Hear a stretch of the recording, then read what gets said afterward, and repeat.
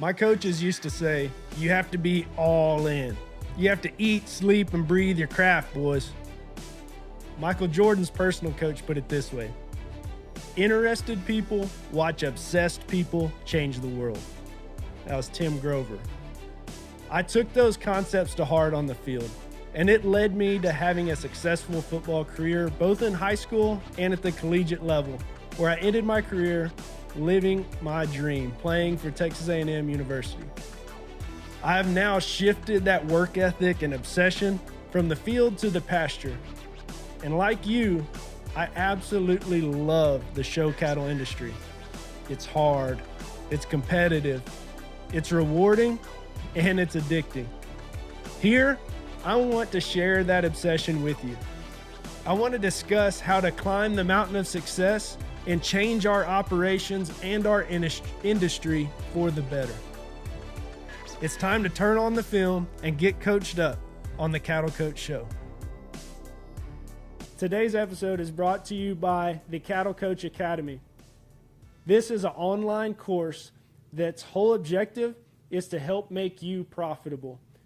You take your cattle business and what you know, and then couple it with the teachings and strategies that are brought forth to you in this course, and it'll take you to a whole nother level. It is designed and goes into detail about the ins and outs of managing your money, treating your cattle business not so much just as a passion, but as a business. If this sounds like something you'd be interested in, click the link below and check out the Cattle Coach Academy today. Now, let's get back to the show. It is a beautiful day that the Lord has made. I want to welcome you to today's episode of the Cattle Coach Show. I have some dear friends with me today, two awesome people, and I want to just a little bit of background on their family and what they've done in the show ring. So this is Adam and Kara Potts. They have two beautiful children.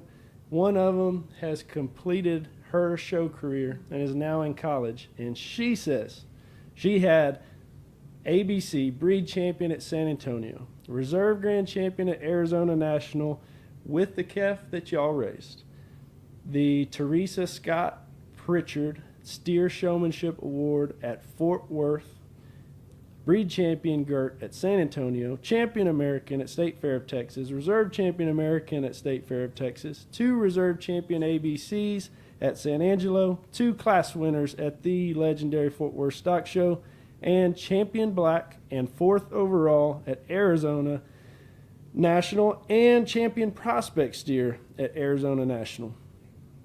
That is one kid through her show career.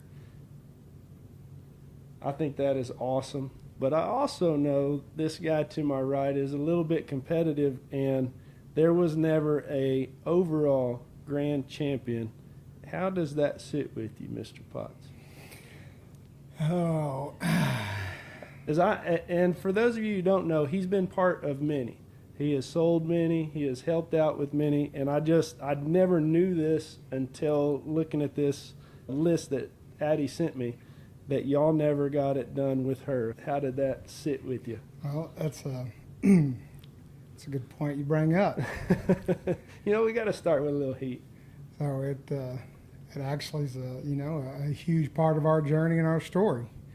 And I would say that through our journey of being in a competitive industry and trying to live that out as participating as a family, caught ourselves in the moment of idolizing the trophy, let it nearly destroy our business, our family dynamics, our barn because of it. And then God stepped in and we surrendered our lives and we started the journey over. And so through that, with the trophy or the banner no longer being something that we put as priority in our dynamics and our barn, that we focused on the journey and the journey alone. And so a really cool story, after we surrendered our lives and we continue to show and just pour into our kid and spend time with her and do this journey as a family, Man, of course, we always try to be competitive. I never put one in the barn that I didn't think I had a chance to win with. And just being honest, I never had one good enough. But I always thought I could make one good enough. So I come to terms with it of, hey, you know what? I don't know that we're ever going to win a major show. And through my journey of surrendering my life to Jesus, a good friend of mine, Eric Drager, is kind of the one that put the words in my head. He told me, he shared his faith with me of just, when you turn it all over to God, things seem to fall in place. And I thought, that's it. I just got to pray about it. I got to pray about it. God, give us that banner. Give us that win. And the whole time God's laughing at me like that's not how it works. But I thought it was. Yeah. And finally I heard God speak to me in this manner of, I won't do that for you, because all it's going to do is put more separation between you and I, and it's going to make your pride boast to a level that it's never been before, and I don't want that for our relationship. And so that gave me peace, okay? And then we get to our senior year, another buddy that plays a key role in just our journey and our support, Brent Cromwell. He gave us an opportunity to feed a calf at his senior year that with our budget and finances, we probably wouldn't have been able to buy anywhere. He came with some attitude and some hardships. We had to battle through and fight through and turn into the winningest calf that we ever had. Only one time during the jackpot year did we ever show him out of 10 that he didn't win. And we prayed about it, about where he should go, and decided that Denver was the show for him. And so we was real excited. And everybody's got hopes of winning the show. And we get there and we had an actual competitive calf that had a chance. There was lots of people that would agree with that. And we wound up 4th in our class. And yes, there was a letdown, but it was just kind of like, well, that didn't work out.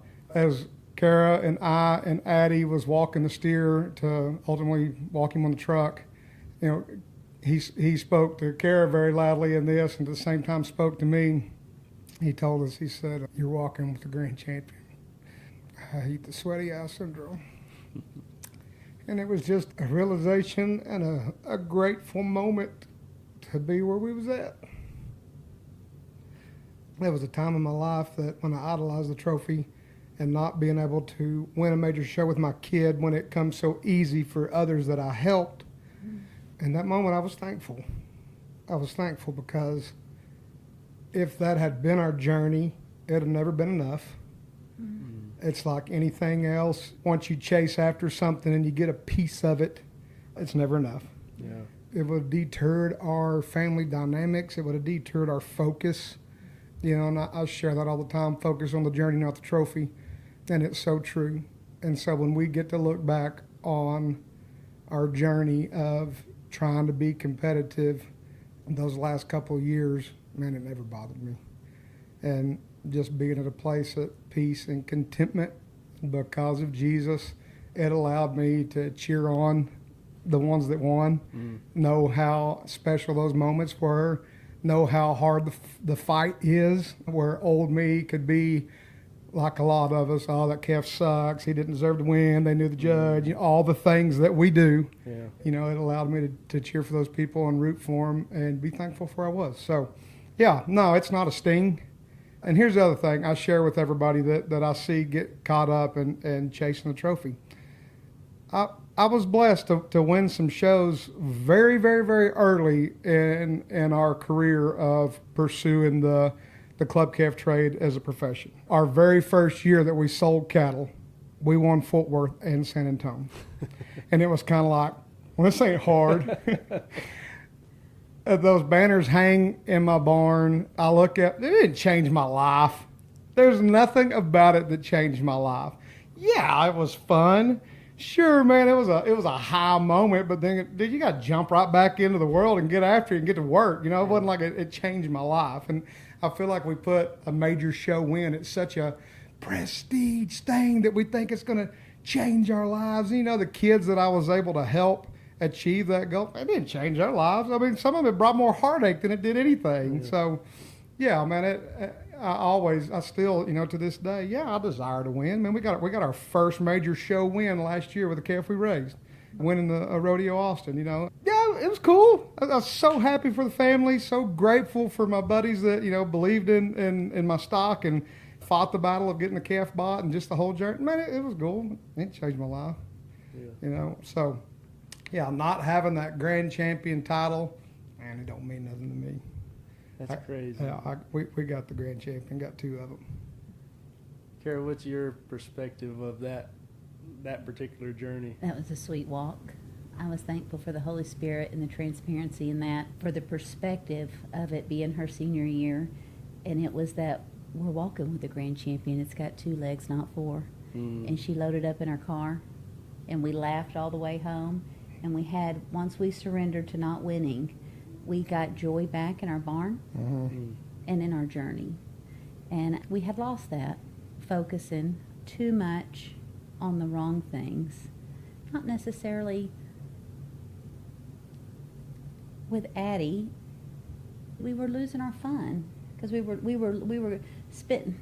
I didn't grow up in this industry, and so when I married into it, I was trying to process. So you're going to spend this amount of money, and you're going to be gone this many days. We might as well have fun, right? I mean, winning is funner than fun is fun. I just want you to know. it just seemed like we should just have fun regardless of how it settles out. And so I feel like Addie and Angler, I'm always the mom that's showing up late because we got to squeeze something in, and leaving early because we got to squeeze something else in, and because we're going to have fun and we're going to laugh and eat good, whether we win, lose, or draw. And so Amen to that. this next sweetness of that story was that we left and all truly had joy in our heart. And a few weeks later was when she won the Teresa Scott Showmanship Scholarship. And we were truly in shock, would you say? Yeah. And so, and as Addie's show career ended, and we put together her senior year and her senior party, and it was humbling. The banners and the belt buckles and the volume. That was the highlight of the showmanship, that she was seen for that. And so that was sweet. She would have preferred that win over Denver. Still says that to this Yeah. day. Wow. Because she felt like she earned it. That's So, amazing. really cool. You know, it's crazy how God works. As I was preparing questions and just stuff that I wanted to get into. Yeah, you didn't have to hit us with that one. Right. Yeah, I did not know that I was dropping the grenade. But one of the topics I wanted to get into was the competition of it all. And as a Christian parent, as a Christian mentor to kids that you sell to, like, I have not figured out how to lose well.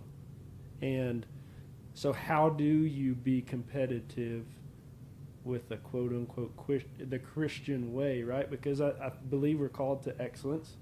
And something that I have come to believe, and I've talked with Callis, you know, we talked with him this morning, and I've had this conversation with him, and he's like, man, you figure it out, tell me.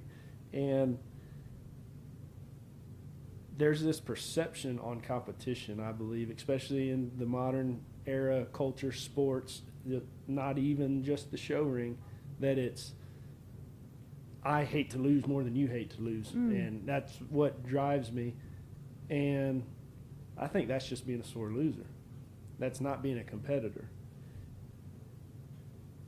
The light bulb moment went off whenever I got into a little bit of that conversation with Horn, and he sat here and he was like, you know, that ain't it. Like, I don't think about, like, ultimately the judge, like, I can't influence what he's gonna, it's his decision. So I control what I'm gonna control. So I don't even let my mind go there. And so to be the ultimate competitor, especially in the show ring when we can't physically have a effect on the result, is you just have to be nose down to the grindstone on controlling the controllables. And that was freeing for me. Is like, okay, like, once that judge is making his decision, the result is on him. I did what I could do, or my kid did what he or she could do. What is your thoughts on, as you've taken this competitive journey?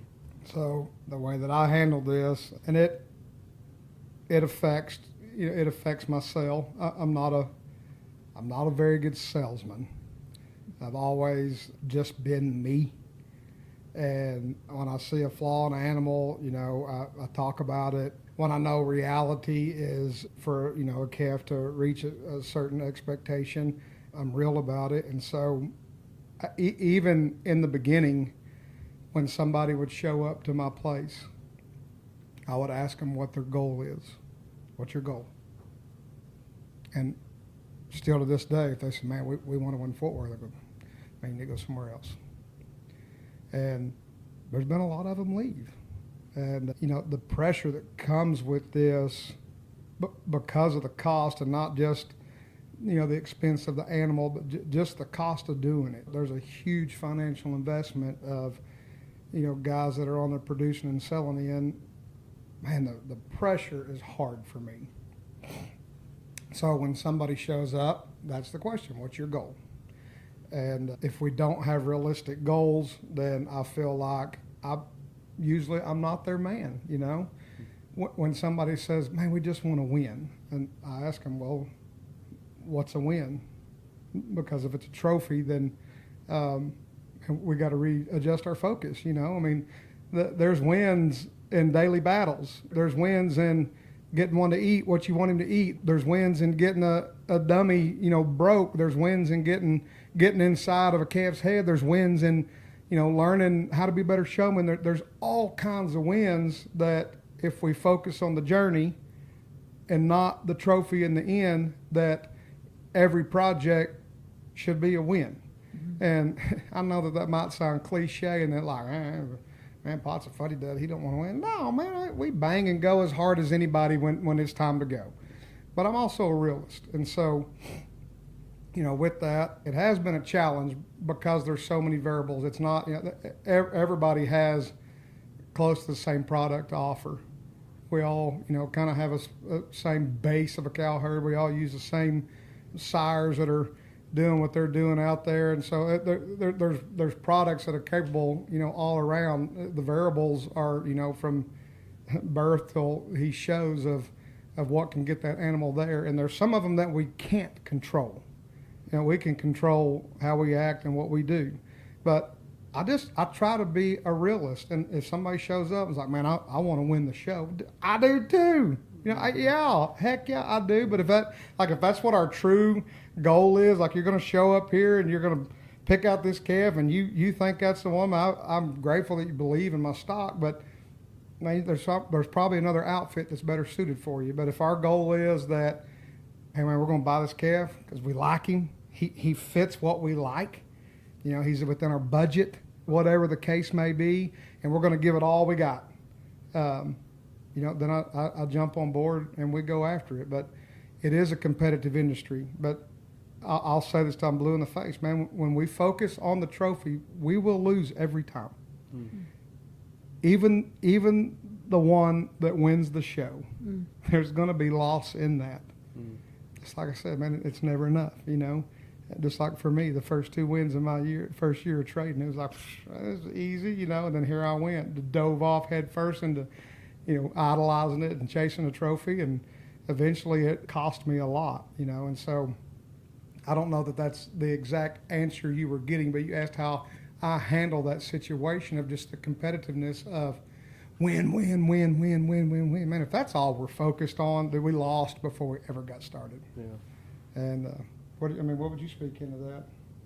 When you finally realize God is sovereign. And the last few years Addie would show, we would laugh and pull up and go, God knows right now, win, lose, or draw. Yeah. And we surrendered to that. The other thing that I would say into that is, and I've said this, raising her, it's really easy to win. You smile and you cheese, and everybody gets really pissy at the photo backdrop, which is hilarious because you tried to be there, now you're mad that you're there. And hopefully we're not mean to the picture girl. And then most of the restaurants are closed. So you end back up at Whataburger where all your buddies are, and you're exhausted, and you go to bed and you put your pants on the same way the next day. And the reason we show is not to win. Because when that does happen, it's sweet. The reason we show is to lose. And when we start losing, we start raising good kids. And we start growing each other, and we start learning how to be happy for a friend. That's one of the, we've had more joy watching friends win true tears of joy watching friends win than our own. The secret really is learning how to lose, which is not the competitive. Yeah. But I'm not competitive, and I am not like y'all are. Maybe not with a show cow. Okay. When it comes to growing flowers around the pool, serious business. When we put our eyes on, the reason we do this is to raise children with the core values that the industry raises incredible kids. And with that is a little bit of winning and a lot of learning how to lose. Oh. And learning how to not kick buckets and learning, because we all start somewhere and then we grow. And that's the character building that the industry provides, which is truly why I think it was probably founded to show. Mm-hmm. So, if you don't mind me asking, what was the breaking point to cause y'all's shift? And even though it brought y'all pain, would you do it all again for what you got out of it? Can we go first? I'm scared, yeah. Like the breaking point to cause us to surrender. Yes. So when we started off, we lived in Weatherford, and so before I pursued, a full-time career of raising show cattle, I did some insurance adjusting. We was on the road, and we had always agreed that when Addie started school that we would be done, and we settled in Weatherford. That's kind of where our first start was, and we were very goal-oriented. It was usually after New Year's, like on New Year's Day, and this was all her. This ain't mine. I just wake up every day and go at it, I set some goals, and we'd set goals, and we would push ourselves, and we set pretty high goals. First year we kind of wanted to set a few achievable goals so we didn't just feel, like a failure, and then we started raising those goals, and then we had the opportunity. My grandparents offered us, actually, where we're at now is where I grew up. It's the barn I grew up in. We wanted to stay in Weatherford. Wasn't feasible for cost to pursue agriculture where we was at. Talked about coming back to the Abilene area, and God took us to Wichita. Mm-hmm. We didn't realize that at the time, but my grandparents offered their place. We bought it. We was rocking and rolling, and I would say living the American dream. Mm-hmm. In most of these operations, probably tell a different story when you look in, but from the outside, it probably looked real good. Man, they got this, they got that, materialistic things. They're doing this, they're going to all the shows, and inside finances are trash and is a wreck, and it's because of lack of discipline. Still struggle with it. And so we got to a place where, our social lives revolved around partying. That's all we did. I would say that we was a fun couple to be around. We knew how to have fun, not in the right way, but we knew how to have fun. And there was just that emptiness, and trying to figure out how to fill it. It was like we reached every goal that we ever wrote down. Mm. We had the place. Mm-hmm. We had the cows, Mm-hmm. the cars, the life, The the kids. We had everything that we Each had other. ever wrote down. A healthy marriage, a healthy family. Yet there was still there was something missing. There was this emptiness. And through all this, I'll miss so much of it because what we're doing right here, this is sharing testimony. I'm going to hit the key points so we don't drag out a 3-hour podcast on Adam's testimony because I want Kara to speak into it too. But, for me, I knew in this moment, the moment that I'm trying to pinpoint, I can't give you a physical year or time of year, but, I felt something calling me to something more and something better. Yet I ran and I ran and I ran and I ran. And it finally got to what our breaking point was of just hitting our knees was the lending institution that we was with called our notes 60 days prior to our loans maturing. And we literally don't have a dollar to our name, and we're talking several $100,000 in debt. Just that fear factor of, we just lost everything. We lost it all. Of course, Can you explain for people who may not know what calling notes is? Okay, so we had a land loan. We had purchased our first farm. We had an operating note. which is how we operate. For us, I don't know that everybody's business is the same. Now we actually do some farming that sometimes produces income, sometimes doesn't. We don't really farm for a crop. We farm for our cows because cows is our main income.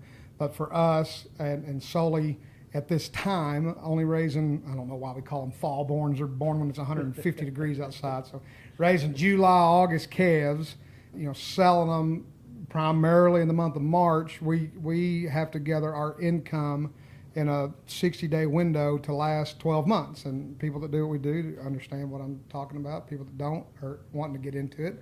That's the tough part of it, of trying to be creative and diversify the income. We can talk about that later. Yeah, but a note, calling a note, I don't know what prompted the calling of the note. And I'm not going to throw the institution on the bus. It's just how they operate. We'd got wind that it was happening to several, and it's just what they were doing. And so basically they sent us a letter and said, you've got to this date to pay off all these notes or we're going to come get your stuff. And we wasn't in good standing. Anybody that runs on an operating note in agriculture, you have good years and you have bad years. But that's what had happened, is that all of our loans was with one institution. And then we got personal accounts, with another bank. But as far as our borrowing capital, it come from one institution, and they called them all and said, you got to this date to pay it all, and this is what it's going to look like. The term bankruptcy, this is the starting process, which looks like where you're going to head. And that was where we was at. And, for me, just being a male, it was kind of like, I figured out, and I remember Kara, and at this point, through our daughter, the Holy Spirit pursuing her and her relationship with the Lord started drawing Kara and I. Of course, I was the last on board, but Kara and Addie, had began to have a church family, began being involved. I was still, oh man, I got to work. But I just remember seeing Kara in the exact moment that we found out where we was headed, with losing our business, losing everything. I remember seeing her sitting on the diesel tank behind the barn just praying, and I was like, I was a guy that, I told you that, man, I believed that Jesus was never Lord of my life. And so I was like, okay, maybe I should pray too. And so we had this time frame. Here's D-Day. You owe this much. If you can pay us off, great. If not, this is the starting process, what we're going to do. She's scrambling, making phone calls, trying to get another bank to pick us up. And, with show cattle, man, there's a lot of blue sky, just in value of our product, our animals, our females, bulls, however you want to throw it out there. I said, man, I gotta do something to come up with some money. There's no income. This is like the month of June. There's no income for us. And so what the one kind of niche thing I've been working on was my eared cattle. I'd been kind of working on that. I don't know why I ever had a passion for it, because nobody in my family likes. Because they're the best, and you like I them all. know you was going to say something like that, but I just remember the first time I brought, everybody at my part world called them Brammer, and they big Brammer cattle, but I just remember the first time my grandpa was like, oh man, oh no, we can't have that. But anyways, I had a set of eared females that was one or two predominant cows in there, but kind of one of them deals. Hey, here's a package deal. I need some dough. I need to sell them. Reached out to buddies, reached out to people that I knew would be interested, that could write a check today, because sometimes that's hard in our industry. Several guys come and looked. They wanted the two matriarchs and didn't want the rest. And I was like, no, you don't understand. I'm out of time. I need to sell these cows, and this is what I need. And it wasn't like I was asking very fair market value for what the group was. And then there was a lady and her daughter from California that moved to Texas that I met randomly through my mom and sister, of them having a hair salon, and just hearing the conversation of the girl showed in California, wanted to show here. They hooked us up. We ended up building a relationship. I helped her achieve some pretty big goals. Had a reserve breed champion at Fort Worth one year. They were kind of putting some stuff together, and they reached out, and she said, I'd put a video together, like walking through each is one whole video. I had them at my house, walk each cow. This is what she is, this is what she raised, this is what she's bred to, because I had every one of them I think every one of them was AI besides a few. The mom reached out, said, hey, we want to buy, and I've never shared this with them, we would like to buy those cows, but we we can't come up with the money for, I want to remember that it was something like a couple of months. And I was like, I mean, yeah, I'd love for you to have them, but I'm in a bind. Like this, I'm in a bind. And so we were literally a couple of days at this point from, and this whole time she's working on trying to get her foot in the door with another bank to pick her mess up. And so I'd come to the realization that it's over.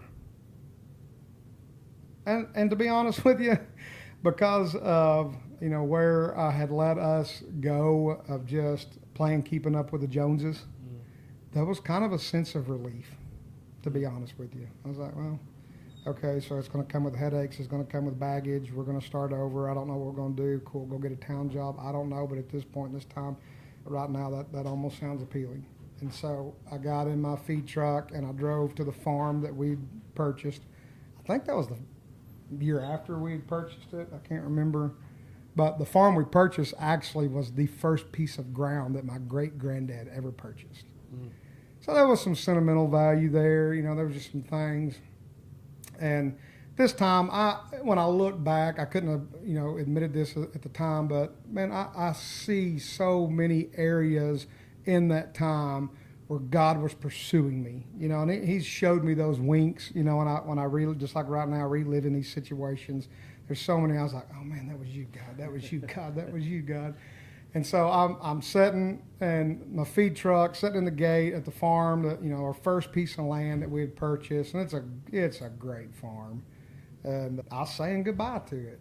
I was literally telling my great granddad, man, I'm sorry. Tried. I just was like, I don't know what to say besides I'm sorry, but it's gone. It's probably going to be houses here pretty quick. Mm. And in that moment, it felt like 2 days, and I'm sure it was 2 minutes, but God, he was speaking to me loud and clear, and I didn't realize it at the time, but I was just wrestling with Him. And He kept telling me to turn on Christian radio, which music is a huge part of our lives. We're concert junkies. I'm a musician. I mean, it's a huge part of my life, and that could drag out for another hour just telling that part of it, but He kept telling me, turn on Christian music. Now, at the time, I didn't understand that it was God speaking to me, but it was very, very loud and clear. Now, just a couple of days prior to this is when the lady told me, hey, we'd love to buy your cows, but we don't have the money. It'll be a couple months before we get the money. And I thought, okay, so what's it going to hurt? I mean, I'm red dirt. I don't listen to Christian music. And I turned on the radio, and for whatever reason, I knew the station. And the song, Zach Williams' Old Church Choir, came on, and it, I just remember vividly, like a verse played out, and it hit that chorus, and right in that moment, that lady called me and said, the money just become in our bank account. We can buy your cows. And dude, it broke me. I mean, it was like the veil was torn at that moment. And there's other breakthrough moments, but that was the moment that I realized it wasn't about, I didn't care about the money. Could have butchered all the cows. But the realization of how God was real. Mm-hmm. God was real, and He showed up for me. And that was the start of my journey. Mm-hmm. I mean, we could continue telling stories and stories and stories about how God has showed up for me in the most miraculous ways ever, but that, you want to know what the turning point, for me, that was my turning point. Yeah. What about you? And funny thing, you bring that up, one of Sarah's questions was, how has faith shaped the way you run your ranch and raise your family? And ranching can be unpredictable. Weather, markets, cattle, health. How do you lean on God during uncertain times? And have there been any moments on the ranch that felt like clear God moments to you? That one's pretty got clear. A 3 for 1 here. So, Sarah, I haven't asked him yet, but Adam's answering you. What was your role in all this, or your perspective, your side of? So we've walked step by step, day by day, from hello as best friends till today. So if he's walking it, I'm walking it. If I'm walking it, he's walking it. And it's been through the years of self-employment, we've both said, well, if one's getting a job, we're both getting jobs. Oh. It's the only way we'll ever make it. And I think one of the important things for me in that was a very stressful season of our life, was that we immediately made a pact to not fight. That we were in it together, and we were going to stay together, and we had a choice to be kind with our words, because it was stressful, or to play a blame game and get ugly. And that I think that was probably very important in that journey. The pursuit of God for us has been there from the beginning. Now that we've learned to be sensitive to the Spirit, from even as simple back as us meeting and dating and being married. Why us? Why are we the ones that are still married when most of the rest of them didn't make it? And then there's us. We're happily married. What a gift. The surrender that we had idolized the American dream. The Christmas card was pretty. American Kev saved it. I love it. A lot of American in there. The Christmas cards were pretty, and we were happy, but we were broken and empty. And that we had idolized the business of making it. And so then surrendering of, God, this is, if you're going to save it, it's up to you. Let your will be done, and surrendering that to Him. And it's a constant journey.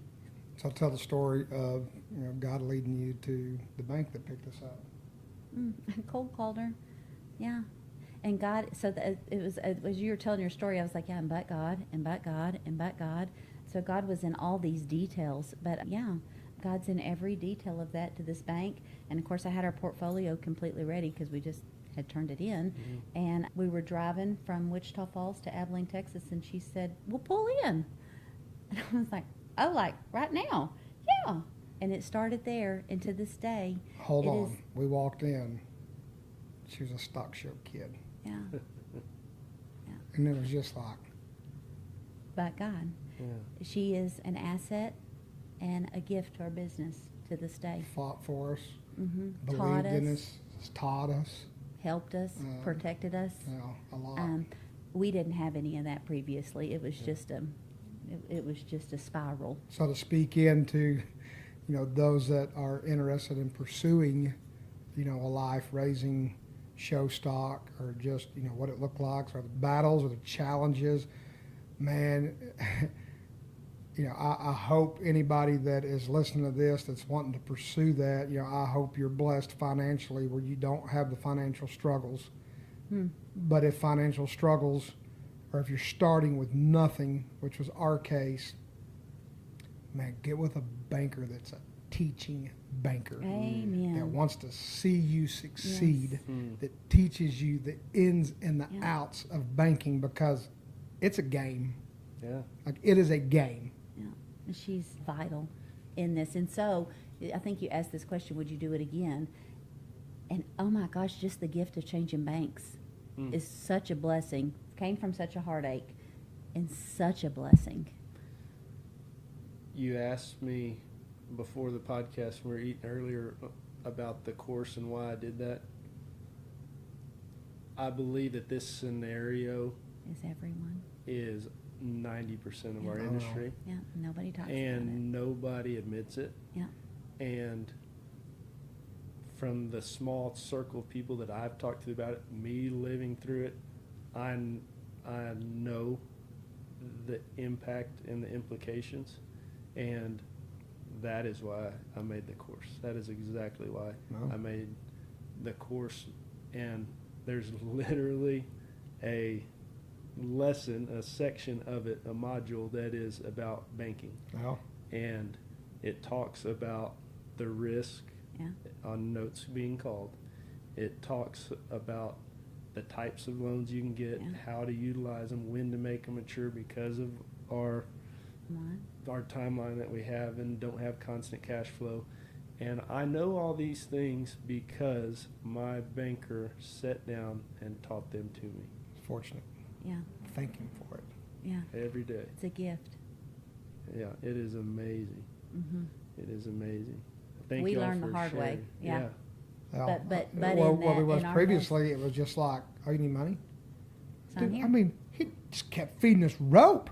Yeah. When we hit the end of the noose, it was like Yeah. instant air cut off, Not that they were bad people. That's just, we didn't know. Yeah. We didn't know anything. I mean, we need some money.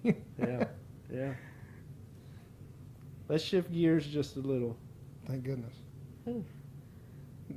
Again, thank y'all. I think it's going to be so impactful because I think it's going to resonate and hit home with more people than I want to admit prior to hearing. Family. Sarah, one of her questions. Ranching is often described as a lifestyle, not just a job. How does it affect your family rhythm day to day, this ranching lifestyle? All day, every day. Exhausted, Blessed. but there's not very many days I go to work because, man, I love what we do. Yeah. I got a great teammate. I got a great partner. Everybody's invested. You know, and that if we wanted to, and I'm sure you have a topic on success, but if we wanted to get into, you know, our business as a success, why is it successful? It's because we are teammates. If she didn't support me, every dollar I had, I'd blow it on show cow. You know what I'm saying? If I didn't support her and being mom and running our house, it'd be a train wreck. You know, you look at Kara, and I'm blessed with a beautiful wife, but her hands-on involvement every day in our operation is key. I mean, she's our vet. There ain't a calf that gets pulled on our place that it's not her hands that are hooking chains and ropes up. You know, she lets me be the muscle, and I let her be the Little kinder. the tender, you know, the tender hands. I mean, there ain't a time I'm always having to pull her away from being mom. I need you to help me gather cows. I need you to take me to the tractor. I need you to bring seed to me. I need you to do this. Go get feed. I mean, so it is a team effort. Our business is nothing without either party. So what was Sarah's question? How do we balance it? Well, this is the better question now that he just tossed me up one. Now, Okay. For you, Kara, even though ranching may not be your main passion, what role do you feel that you play in holding the family and ranch together? All of it, I guess, together. And why you think about that, I think that this is another area that people don't want to admit that is rampant in the bad way in our industry of this is my dream, this is my passion, and leaving the partner behind and chasing separate. So we're super unique in that because I didn't grow up in a show industry, which I feel blessed to contribute that because I think that could have been super Did grow up in dangerous. agriculture. But in a I big did way. grew up in agriculture, and and I'm passionate about it. Multi-generation, big farming and big ranching, and from a family that believed in family. And so we worked together as a family, and we played together as a family, still to this day. And so I always laughed to everybody. So I didn't get to take the trips that y'all show kids got to take, but I worked all the hours that y'all worked. And then we'd get to peel out and go to the lake and then come back and start plowing across. And so it's normal for me because I grew up with the foundation of the work, just not the traveling and not the fluffy cows. Yeah. We had mean cows. So I remember clearly she was finishing, I didn't finish college, and she did. She was very focused on, I'm going to finish college, was living in a camper, lost as a duck, bouncing around job to job. I don't know that I ever had one more than a couple weeks, bumming around. Like, that was the definition of bumming around. And I remember her asking me, you know, what do you want to do? Well, the stupid show cattle life was my dream from a kid, you know. And it's not that I had some major skill set as a clipper or a fitter, or some major skill set or a master mater of genetics or the best, you know, feed bucket guy ever. It's just I loved it, like everybody that wants to get into it. Now, I grew up. I'm the fourth generation of my family to raise show cattle. So it was embedded in my DNA. You know, Grandpa and my great grandpa, you know, they farmed for a living, and show cattle was a hobby, but they're very, very passionate about it and had lots of success. If we just dug up, you know, history of accolades.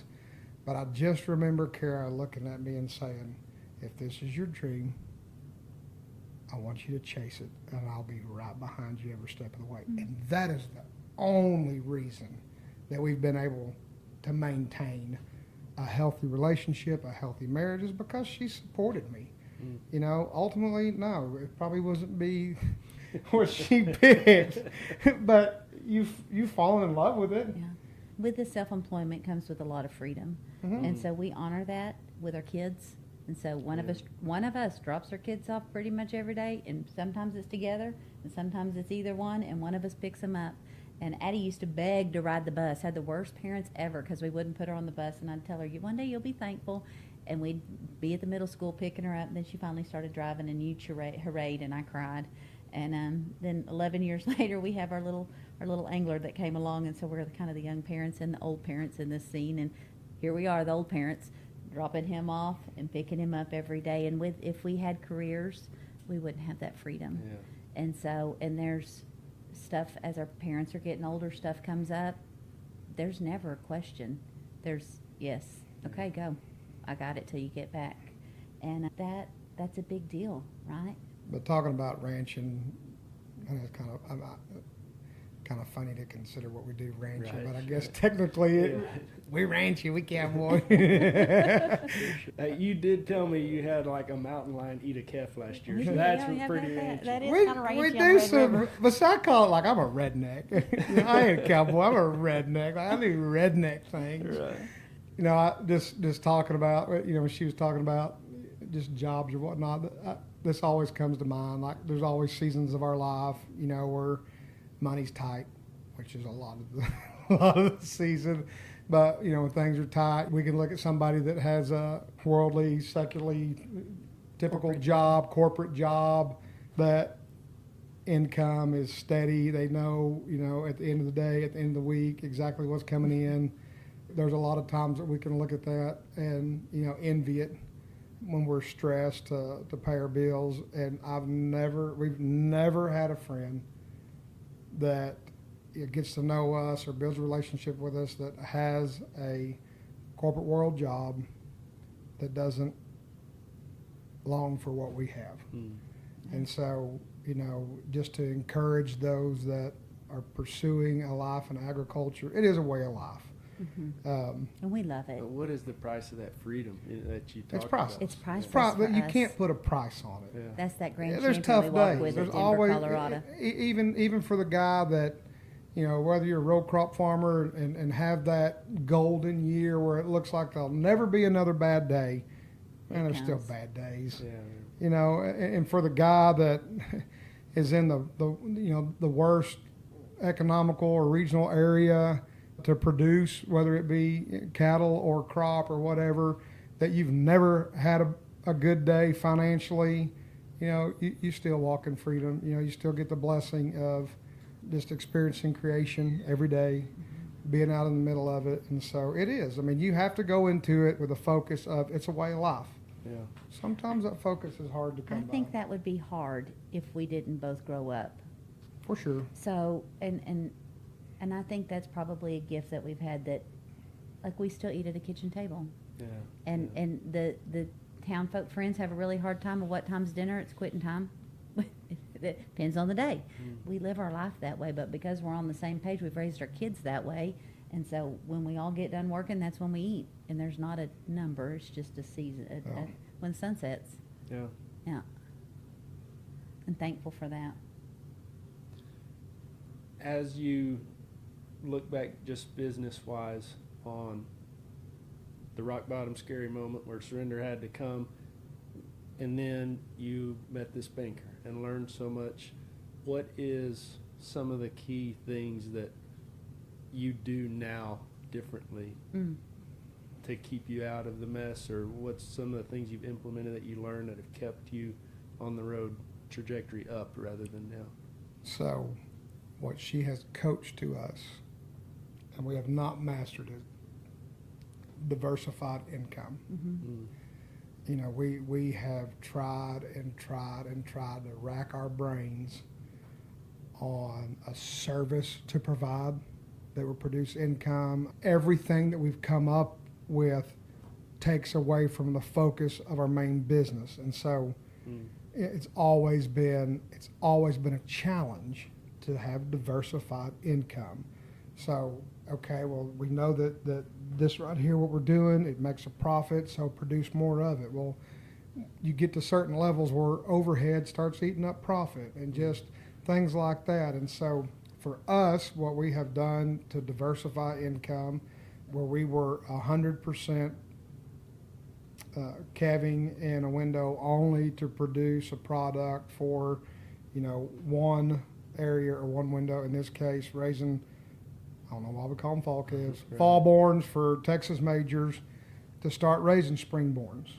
And so we dabbled a little bit, in it, realized, hey, man, this ain't too bad. I mean, honestly, it's easier than raising a summerborn. Mm-hmm. They don't try to die from heat. The cows breed back. Just there was lots of positives to it. And so we just, small numbers, and then realized that, man, we can come up with a market for these things. And so as today, present day sits, we're 50-50. And this year is the first time, really getting to see the fruits of our labor and the adjustment of, we've got, for the first time, a full set of raised ET calves in our barn right now that we're getting ready to sell end of October that, I can't be more proud of. Yeah. So that's one area, that we've seen, okay, we can be diversified here. The other area that we have become diversified in, and honestly, I think I speak for both of us, but it for me and her both, I think this is our proudest accomplishment of taking a leap of faith and doing something that was like, I don't know if this makes sense, but I feel like it's what's right, and it's our cow sale. Mm-hmm. It is honestly rivaled and most years outproduced in the income area of our show steer sales. And so, it 100% is a gift and a blessing from God. Amen. Yeah. And so I cherish that, and I try all the time to make sure that I remember that, I recognize that, I involve him in everything that we do, moving forward with that program, and our steer program as well, but really honed in and focused on that program because it ultimately it was him, it was him that pushed us to do it. It was him that made it. I mean, if we just wanted to talk about that for a minute, it was just like, I can't believe we're going to do this. We'd always sold some replacement females on the online platform and was successful with it. Never had big numbers, but as our cow herd started to grow and, we started building relationships with buddies that was trying to do the same thing and partnerships. And we got one of our partners is a part of it, Keith Miller, and he's played a huge part in our success of just pushing us to be better, pushing us to be aggressive. Just that whole deal when the idea started tossing around. I pitched it to Brett Cody, who's been an absolute staple friend through all this. It was like, hey, we need to have a live auction. That was the other thing. If we're just bouncing around, I know I'm bouncing so off subject, but God just kept laying on my heart how bad we had reverted from a relationship in this industry. No fault to any one program but our own, as humans, of becoming independent, letting the competition separate us, letting the competition create divides amongst us, where we should show up to a show and walk through every barn and high five every single person down every single aisle we walk on. That's what it should look like. But ultimately, we live in a spiritual battle where good versus evil all the time, and it spills over into the barns at our stock shows. But that was my burden I carried in this time of trying to figure out this live auction thing, and I shared this summer on one of our social media. I guess it's Facebook. I'm not personally on social medias, but I wanted to put something out there because of the revival that we had of just my experience as a kid. That one time, man, that went on that spring break week tour with my dad and just some other big names that have been very influential in the steer industry, and we hit up all those West Texas sales, and I'll never forget that.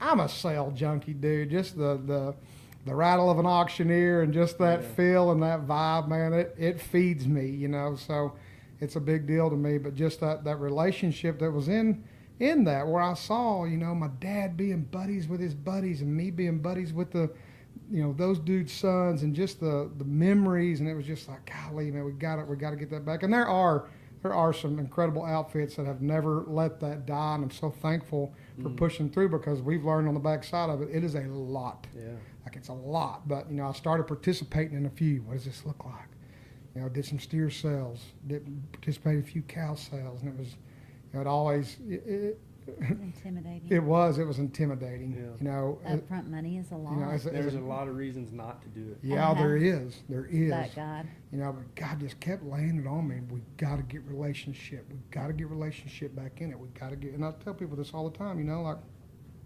what were we created for? Like, why were we created? And ultimately, God created us for relationship. First and foremost, with Him. He created us so we could give Him authentic worship, to praise Him for who He is. And then secondly, He created us for relationship with each other. Right. And so that is distilled in us, like it's in our DNA.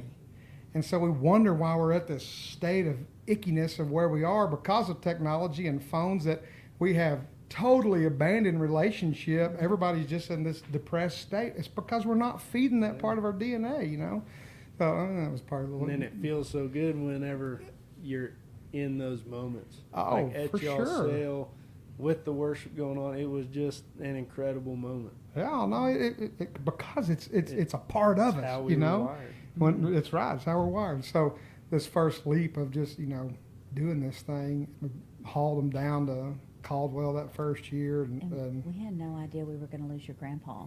Yeah. So we committed to it. My grandpa And he passed wasn't that May, and feeling well. our sales first Saturday in June, and we get down there. And like I said, I am the worst salesman ever.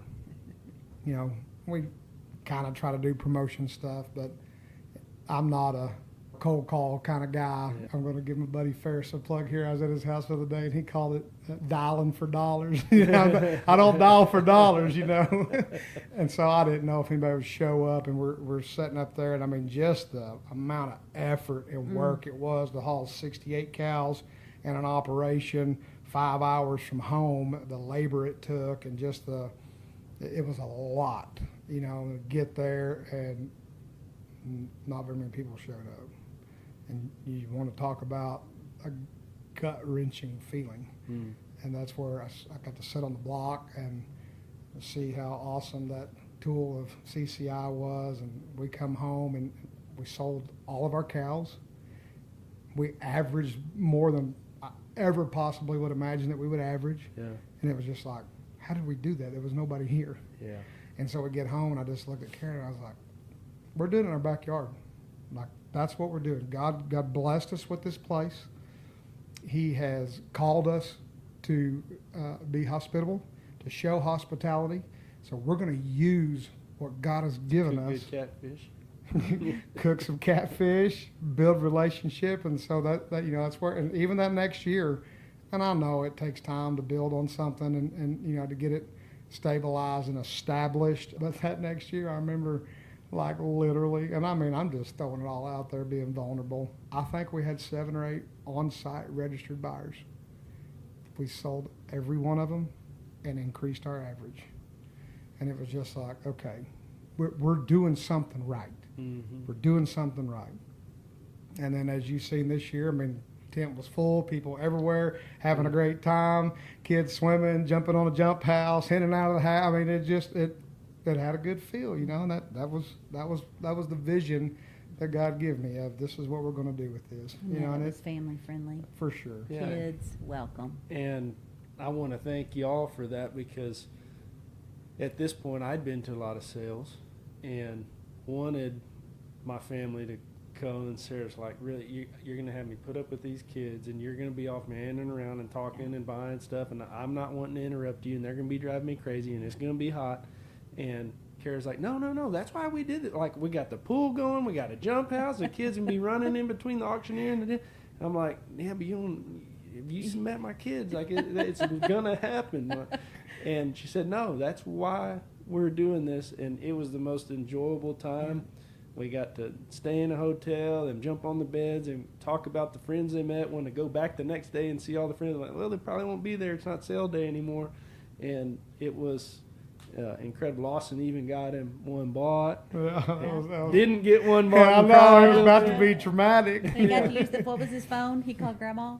Oh, yeah. That's the younger one. In the Okay. hotel, he likes to use the actual phones with the cord String on it. phone? String phone, that's what Yeah. Angler calls it. Yeah. Dial the number, and because that's the number I know from my head. He goes, "Hey, call Mammy, call Mammy," and he has to call her every hotel we go to. That's awesome. But that, the The Lord laid that on our heart. 100%. You know, that it and was my goal family friendly. for the cow sale and just, kind of how it developed was, man, everybody that's involved and that's a part of it are the guys that poured into me. They're the guys that supported me, that believed in me, that always rooted for me, that wanted to see my kid do good, because that's hard to find, somebody to cheer for you. And every one of those guys that's a part of, that's a guest consigner, man, they supported me big. I mean, every time that they come, during sale season or whatever it is, man, they try to buy something, they bid on stuff, and they've done well with, it's a pay it forward type deal, but it's also just within that circle, it's a continue to build relationship deal, and that was the focus. Yeah, man, we want to offer the best product we can possibly offer, but in that, and I think that you probably was able to see this, man, we wanted to make sure that anybody that showed up, there was something there for them to buy. Right. And they bought a product that they felt good about what they did, and they went home and they put it into use. And no, not every single lot that runs through there is going to create some monstrous success story. But things are working because it's growing and people are coming back and they're appreciative about, how they were treated and how they were handled and just how it's supposed to be. Yeah. So I don't know how I got off on that tangent, but Another shameless plug, we got a few head out of there. Bought a couple for, I don't know, somewhere around the $4,000 range. Both of them had bull calves on their own and are going to sell more than $4,000, I would imagine. repeat customer. Yeah. And Tell those boys to come back. bought one high dollar one. This was post him crying not getting one. So then we couldn't say no, and I had to keep letting him bid. And she has like one of the coolest heifers ever on the ground. First calf ever, calved on her own. That's awesome. Like, it is I don't know. I think God continues to bless and bless and bless Yeah. that Oh, sale. 100%. Thank God for doing it. Yeah. Just back to the business side of it, of being diversified. Don't be so set in your ways that this is how I'm going to do it. Always being open-minded and always looking for diversification. And that is, in the show stock industry, if you're able to produce a service to go along with, whatever it is that you're raising or selling, in this particular talk is cattle, man, don't hesitate from that. Don't hesitate from pushing into that, because you may not always be blessed with a large percentage bull crop, or you may not always be blessed with the quality when you've been planning those matings for 5 years in your head. This is what it's going to look like. It don't always work like that. Honestly, very rarely does it work like that. But be diversified. Don't be so set in your ways that you get tangled up and have those bad years that you can't pull out of. Because there was several of those too that was like, I don't know how we're going to do this. And you don't know this, but that is another one of the coaching points within the course. Another module is diversifying Okay. streams of income. I promise I hadn't bought your course. We're going to try to start wrapping this up just Okay. to be respectful for everyone's time. But, man, I hope everyone else is getting as much out of it as I am just sitting here, not only getting to know y'all better, but just enjoying the fellowship, learning. No. It's been very impactful, and thank y'all for being vulnerable as we've gone through this. No, I've enjoyed it. Kara was nervous. You've done good. We've done all right. It's been all right. What legacy do you hope your operation, your faith, and your family will leave behind for the next generation? So for me, in my legacy and where I'm at today, I want my legacy to be remembered for the courage of my faith. Man, that guy did some bold things. His faith was strong. It's not winning a show. It's not raising the best one. It's that, man, that he was a good husband, he was a good dad, he poured into his family, and he had a strong faith, and that's the legacy I hope to leave behind. What legacy do you hope that your operation, your faith, and your family will leave behind for the next generation? A love for Christ and hard work. With growing up in ag for so many generations, knowing that it's good decades and bad decades. And it's not really, that was something that came from my family that we've applied to our life. And it's not really about good days and bad days, because it's a lot longer seasons than that, but it's worth it. And that's the legacy that you leave, is that you fight that through those bad years, then you come to the other side. Yeah. Because life happens. I mean, it's a fallen world that we live in, and even through our testimony, we still have good days, good years, bad years, and things that come up, but we keep fighting through it. If I could suggest, something to somebody just about, their character and building on what they got going, I would say that I hope that anybody that hears this applies it. My biggest tip is to be authentic. Be authentic. And my authenticness has probably run some people off, but you get the same me all the time. And when my mouth opens, sometimes there's fleshly emotions that come out, but I'm speaking my mind and I'm speaking the truth. And I got a lot of room for improvement, but be authentic. Like, be yourself. Don't try to be someone that you're not, because ultimately all that leads to is another lie. Ultimately, all it leads to is another face to put on, another mask to put on. Be authentic. Be authentic, and then you won't be scared. This is who I am. And when doors open, they know what they're getting. They don't have to guess. So that's my biggest word of encouragement. This is the best podcast ever. We talked about American cattle. Amen, brother. Talking about legacy, I have a little gift for y'all that y'all don't know about. This comes via your oldest daughter. Oh, gosh. And I want y'all to take a look at this. We're not to judge, but we are to look at and examine the fruit of others, right? And y'all's fruit in your kids and the blessing that they are to you and to everyone. She just wanted to share a little bit, so y'all can take a moment and watch this. Hey Mom, hey Dad. I just wanted to get on here and tell y'all how thankful I am for everything y'all have done for me. Colton had reached out to me about making a video for y'all, and when I started figuring out what I wanted to say, I really was reminiscing on the incredible time we had showing steers. I came up with the idea of doing a little slideshow to soak in the memories. So enjoy, while I tell y'all all the reasons I'm so thankful for you guys. First, let's start out with Mom. Most importantly, I'm thankful for the woman you have shaped me into being.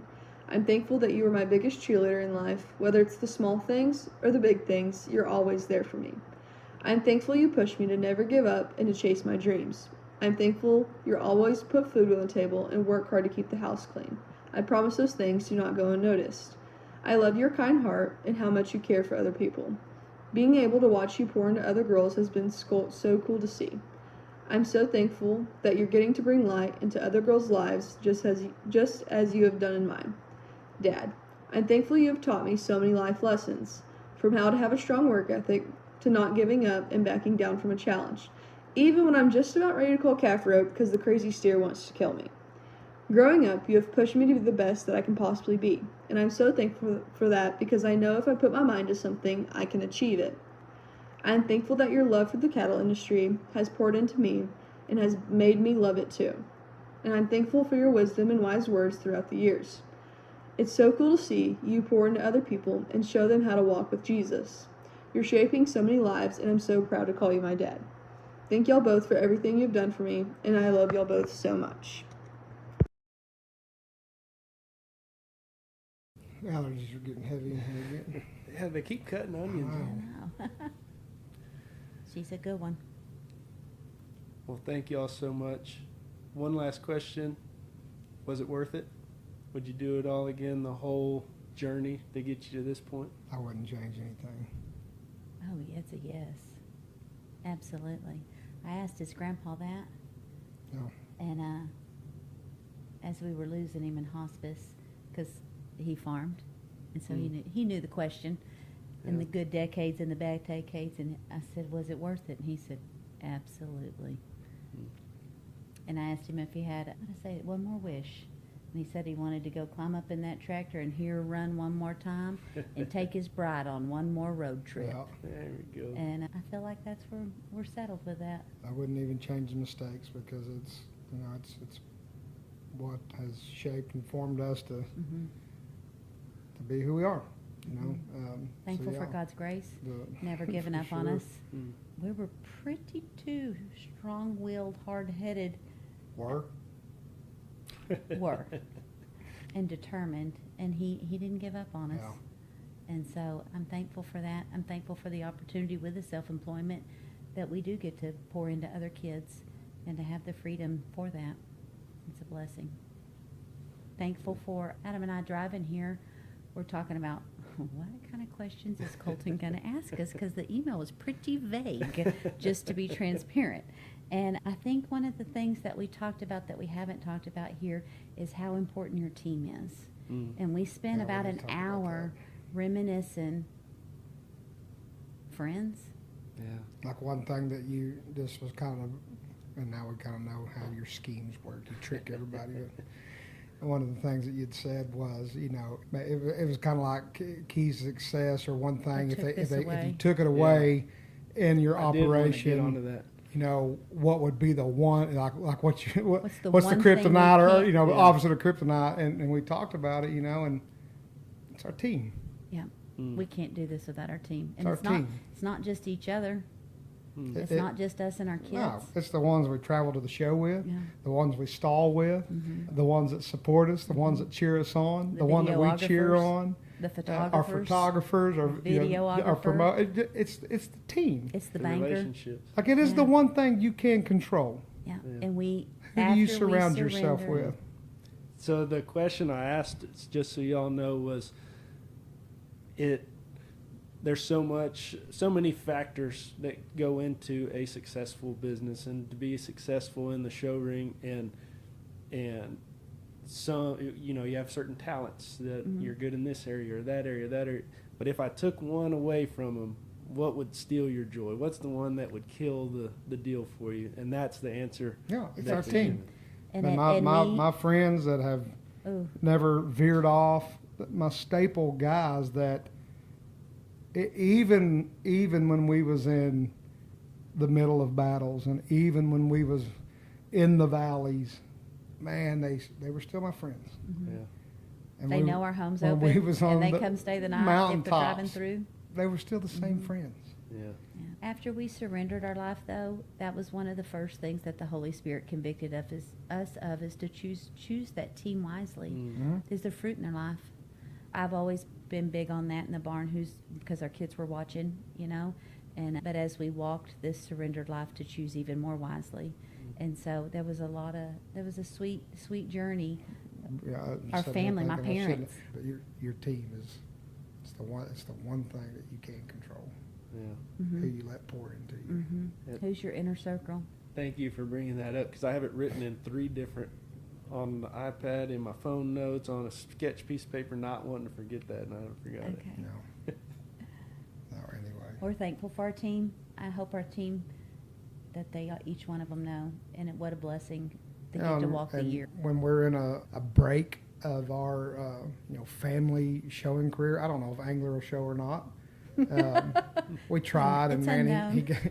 he got him a bad one, and American, and Didn't know they made those. yeah, Kev turned on me and on him, and it just it made him fearful, and he talks about it. So we there might be a day that we're back in the show barn as a family, but yeah, we get to cheer our friends' kids on now, and honestly, Sweet. no, there's not that. No. When I'm watching, my buddy's kids in the show ring, even if I got a part in the cab, there's not that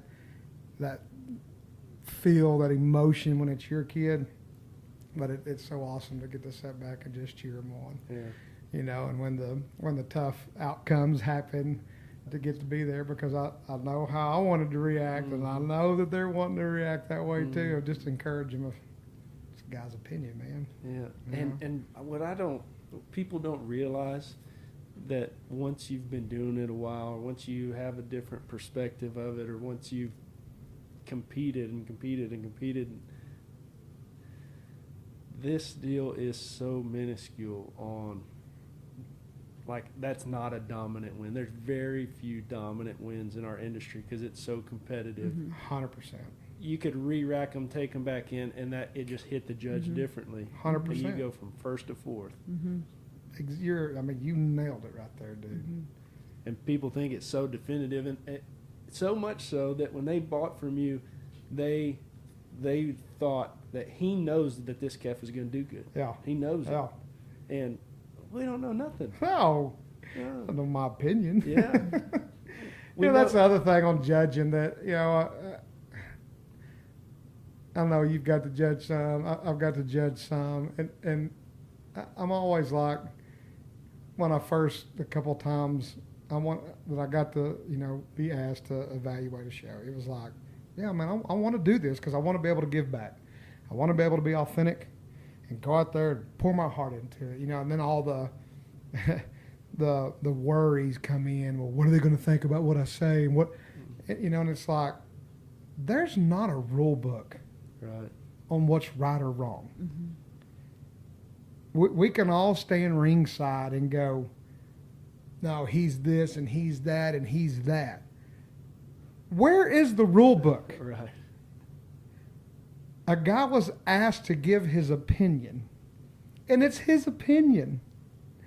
And it just kills me of just the darts we throw. And I'm guilty. We've all been guilty, of our opinion's better than his opinion. But like, show me the rule book.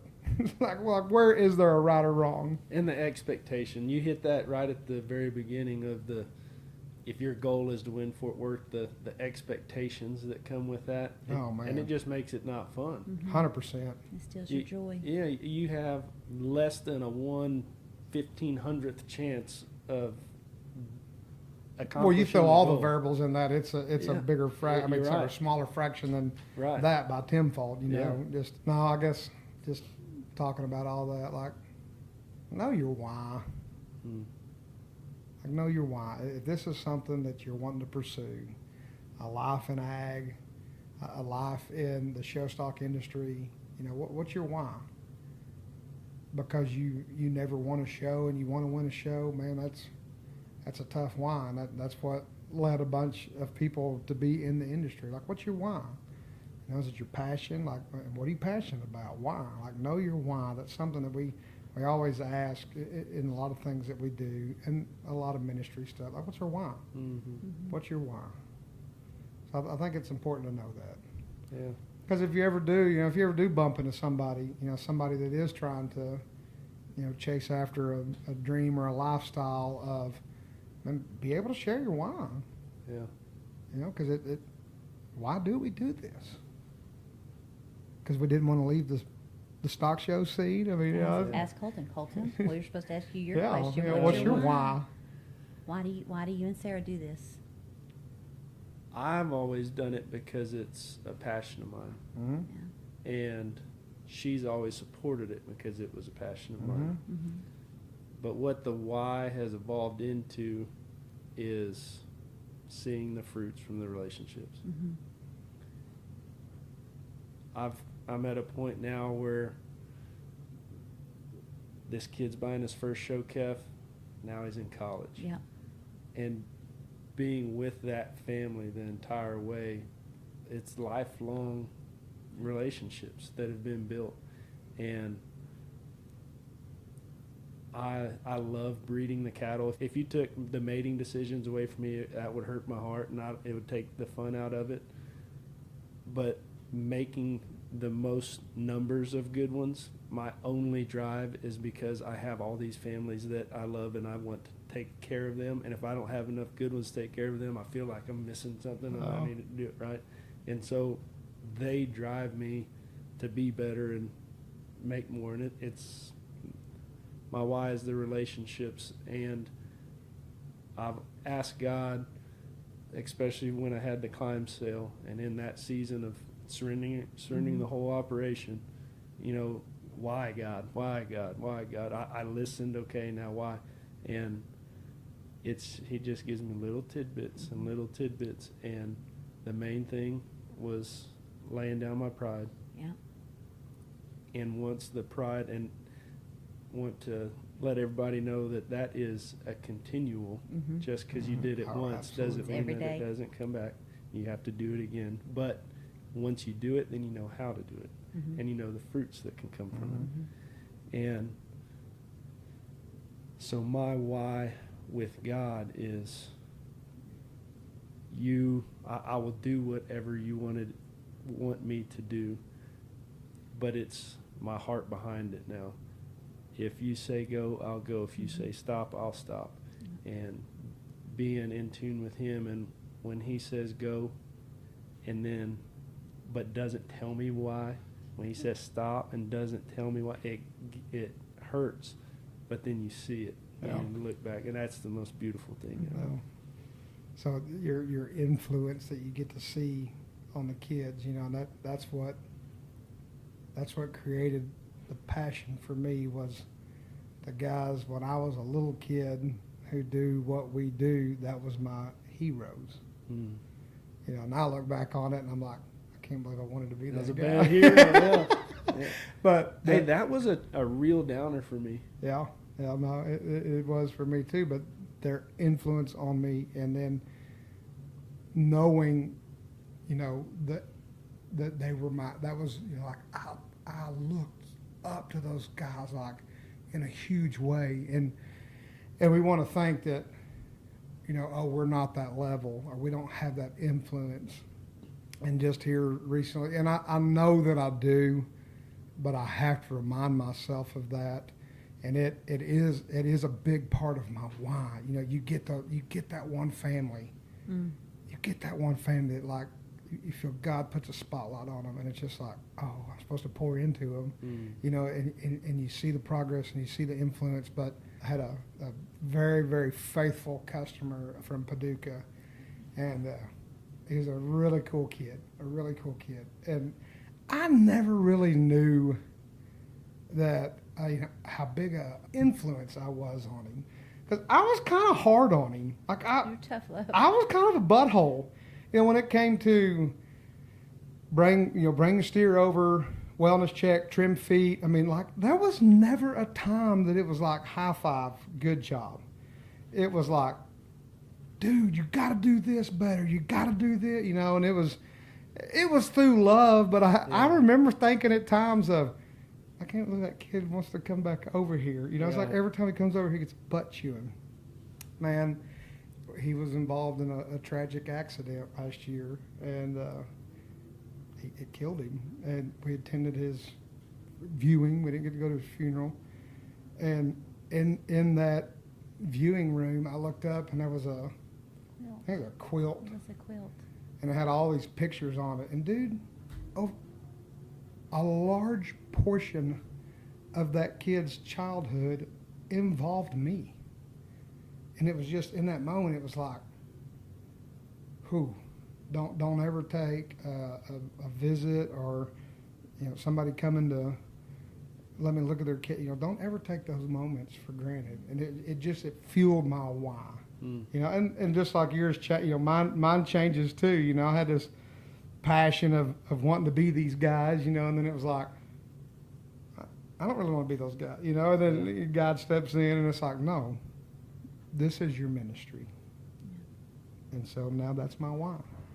And I'm walking through a Bible study with a dear friend, one that I still, look up to at a very, very, very, very, you know, high place. I love dearly, and getting to watch God pursue him. And I told him through this, we read a little bit, and I'll text him commentary and, you know, just my thoughts and what I get from the scripture. And he's very young in his faith. And I told him at one point, and this is the truth, like, you know, I used to chase the trophy that was winning a steer show. And now what I'm doing with him, it is my trophy. Like being able to go, God, how can you use a guy like me to speak truth and point other people to you, just that humbleness and gratefulness and getting to see the effectiveness of it. Like, that's the trophy now. And so that's my why. I do want to extract one more thing from something that you said at the very beginning. You said, my wife and my daughter led me to Christ naturally. Uh-huh. And there's a few different points I want to bring out. One is, unfortunately, in today's America, the female of the home is the one leading the home in the faith area. Mm-hmm. 2, thank you, females. Absolutely. Kara, for That's doing that and stepping up. Sarah, I was a Christian who had it all. I knew everything. I'd always been to church, and I had it all going on. I had it all together, and I didn't need much else. And Sarah started getting convicted by the Holy Spirit, and she led me from knowledge to a relationship Amen. with Jesus. Completely changed my life. 3rd point is, men, don't let that be you. Yep. Because you know that he has been calling you. You know that he has been knocking, and you have not been listening because it may not be cool. You may not want to get embarrassed. Whatever the reason is, you be the leader. That's right. And just as you have seen through the revival sale and the things that are uneasy about stepping out in faith, Mm-hmm. the rewards are so beautiful. Just do it. Yeah. That's right. Don't hesitate. Be bold. Yeah. So, well, I sense that we're wrapping up, and I want to thank you for inviting us. Pretty humbling. This was fun, and my prayer is that, whether it points somebody to the Lord or, helps them in the struggle of their business. Recognizing an idol. My prayer is that it's effective and there was purpose behind it. Mm-hmm. Yeah. Thank y'all so much. Thank I really appreciate it. Thank y'all for tuning in on the Cattle Coach Show. I hope you enjoyed this episode. It has been an absolute blessing for me. I hope it is to you as well. Thank you for showing up. God bless.